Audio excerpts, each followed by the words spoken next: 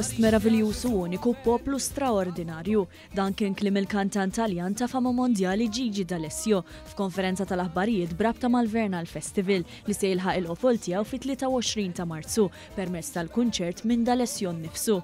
F'kumment ma' dan l-istazzjon il-kantant Taljan qal li mhux biss ġie f'pajjiżna tmien darbit iżda wkoll li dejjem ħassu mill-quh mill-poplu Malti. Mi sono sempre sentito a casa, un popolo generoso, mi ha sempre accolto da grande star, sempre accolto a braccia aperte, quindi per me un motivo in più per venire a Malta, un motivo in più per cantare con un'orchestra straordinaria, perché questo concerto sarà un concerto unico.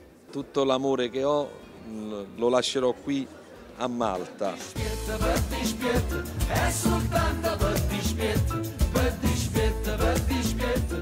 Din l-istess konferenza tħabbar ukoll li permezz ta' kollaborazzjoni mal-Malta Trust Foundation, D'Alessio se jkun akkumpanjat fuq il-palk minn Alessia Bonnici ta' 18-il sena u li għandha l-awtiżmu. Tkellmet dwar dan il-President Emeritu Mary Louise Coleiro Preca li tmexxi wkoll di Malta Trust Foundation li spjegat kif din se tkun opportunità biex teżebixxi l-ħidma ta' Villa Bjanka maħsuba biex jitħaddan il-prinċipju tal-inklużjoni anke fil-mużika. Il-Maestro Paul Borch li huwa l-fundatur u d-direttur tal-band Versitile li se tkun qed takkumpanja lill-kantant Taljan spjega kif il-Vernal Festival li se jittella bejn il-15 u l-24 ta' Marzu qed jagħti wkoll pjattaforma lill-artisti lokali żgħażagħ. Dan huwa kunċert ta' għaqda. M'għandux ikun hemm streaming bej xi ħadd jew ħadd ieħor. Għandek it-talent u rieħ qed nagħtu din l-okkażjoni lill-poplu Malti wawċi wkoll.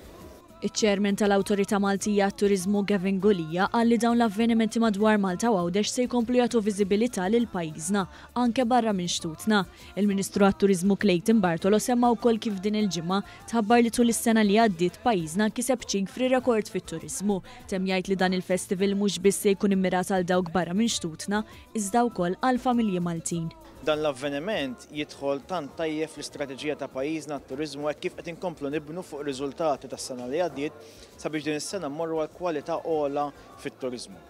L-antana huwa dak li nsostnu dawn ir-riżultati fil-waqt li jkollna prodott diversifikat x'noffru kemm lill-familji Maltin wawċin u anke lit-turisti li jżuruna u dan imbagħad huwa aktar importanti għaliex qed isir fl-ewwel kwart tas-sena li huwa kwart li nkomplu nsaħħu.